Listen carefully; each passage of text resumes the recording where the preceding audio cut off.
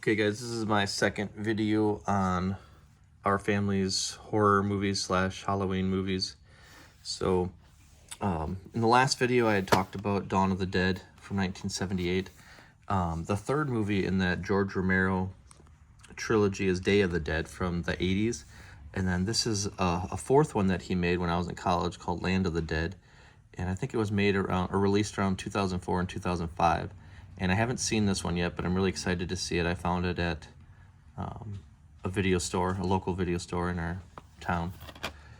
So definitely excited to see this because it's impossible to find it on streaming anywhere. So I'm excited to watch it. The next set we have is a Jurassic Park collection, and Jurassic Park isn't necessarily horror, but the first one was definitely scary when it first came out, so I'm going to add it to these movies. This is actually, I think it's a trilogy, the first 3 or 4 movies, I believe. Let me check here. Jurassic Park 1, and that one's in 3D, and this is The Lost World Jurassic Park, which was the second one, made in the late 90s. Jurassic Park 3 came out in the early 2000s. And then Jurassic World, which came out right around 2015, I think. And then there's a Jurassic World in 3D. So there you go.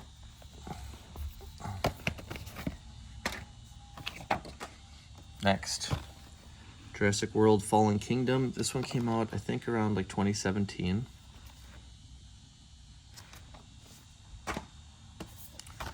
And then we have Jurassic World Dominion. I think this one came out right around the COVID years, I think. I don't remember exactly what year it came out. And then there's a new one that's out now that we haven't gotten yet with Scarlett Johansson. Then we have a Predator 4 movie collection.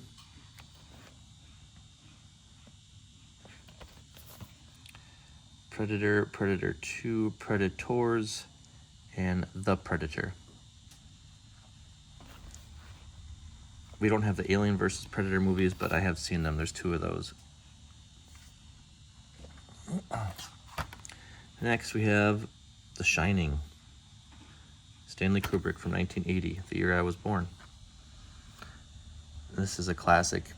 Anybody who hasn't seen this cannot call themselves a horror fan. This is a great movie. Then we have some Alfred Hitchcock movies. Dial M for Murder. I've only seen this one, I think, once or twice, so I definitely need to see it again. Grace Kelly.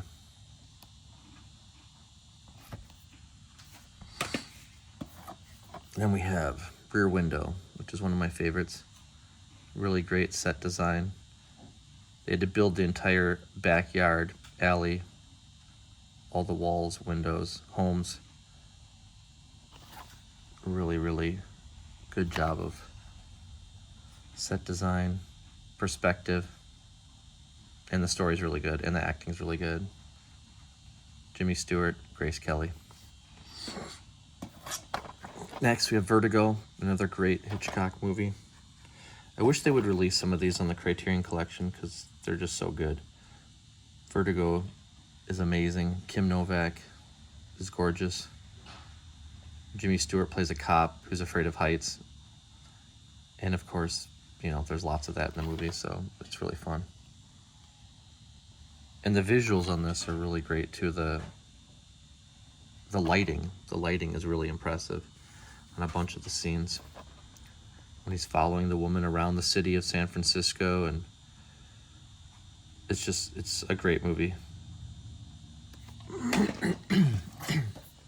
Next, North by Northwest from 1959. Cary Grant, Eva Marie Saint, James Mason.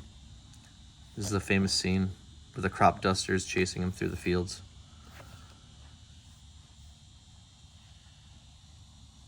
That's from the ending. There's a big climax scene where they're climbing Mount Rushmore, which is pretty fun. It's a good suspense thriller movie. Then we have Psycho, which is probably the most famous of all the Hitchcock movies, black and white, 1960. He put it in black and white supposedly because he wanted to make it more like television at the time. And he was just starting his Alfred Hitchcock Presents TV show. This is another classic. Anthony Perkins. Amazing acting. Really creepy. Very good movie. Next, we have The Birds from, I think it was from 1963. And it stars Tippi Hedren.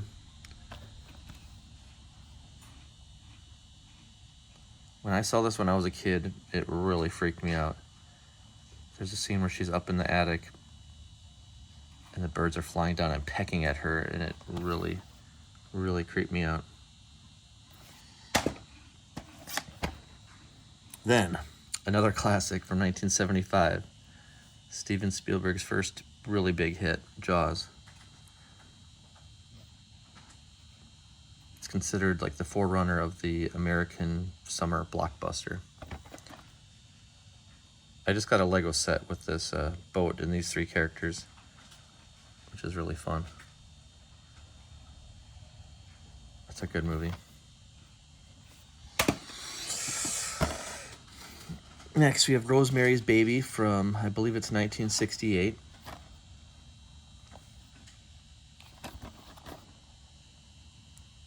Very creepy movie. This poor mother, practically starving in the movie. John Cassavetes plays the husband, which is awesome because we love John Cassavetes as an actor and as a director. The movies that he directed are great. And Ruth Gordon is really good in this as well. I think she won an Oscar for Best Supporting Actress. And I think it set a record for her age. She was older at the time, and so that was unusual to win an award at that age. And we also love her in a couple other movies.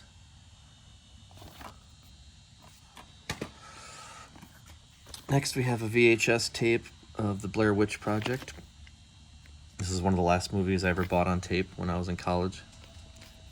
And I just watched this a few days ago again for, I don't know how many times I've seen this, several times.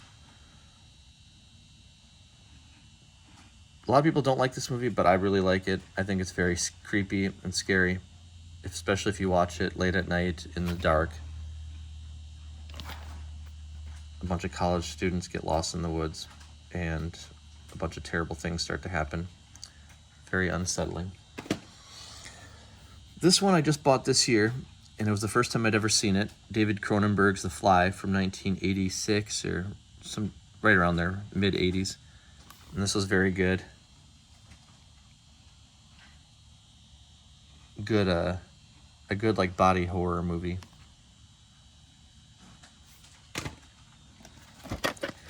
Next we have some 1930s Universal Studios horror. Dracula with Bela Lugosi. I just found this at a local store on VHS. I've never seen it. I'm excited to watch it. Still haven't seen it yet. This is one of the earlier ones. There's a couple early silent horror movies, but this is the one that kicked off the Universal Studios monster movies. Speaking of which, we have the Frankenstein Legacy Collection with Boris Karloff. This one has Bride of Frankenstein, Son of Frankenstein, Ghost of Frankenstein, House of Frankenstein. So it's got a bunch of sequels from the 40s. We've been watching one of these each year. And these are fun movies, black and white, obviously. Then we have this one, which I found in town recently. I haven't watched it yet. Frankenstein Meets the Wolfman. And this one, I believe Lon Chaney is playing Frankenstein's monster. I haven't watched this one yet. I want to see the original Wolfman movie first, which was made or released in 1941. So once we watch that one, then we'll check this one out.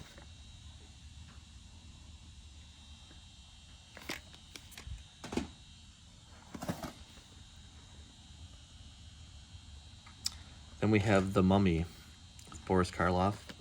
I haven't seen this one yet either. I've seen the remake in the late 90s, but I haven't seen the original Mummy, which I'm excited to watch. And the last thing we'll talk about right now is The Mummy. Again, this is the one from the series from the late 90s. This is the collector's set. This one set has The Mummy, The Mummy Returns, and The Scorpion King all on DVD. That's my dog coughing in the background. Anyways, this will be the last one for now, and catch you in part 3.